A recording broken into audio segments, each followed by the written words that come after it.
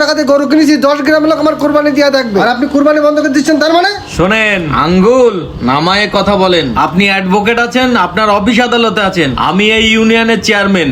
এখানে কারোর মাতবরি চলে না। আমার ইউনিয়নে আমার কথা মতো যদি না চলে তাহলে কি করতে হয় সেটা আমি ভালোই জানি। কুরবানি আমার এলাকায় কি জন্য বন্ধ করেছি, আরো কিছু কারণ আছে। আমার এলাকায় ব্যবসা করবে আর আমাকে ট্যাক্স দেবে না, সেটা তো হবে না। আপনি ইউনিয়নের চেয়ারম্যান ঠিক আছে, কিন্তু আইন তো সবার জন্য সমান।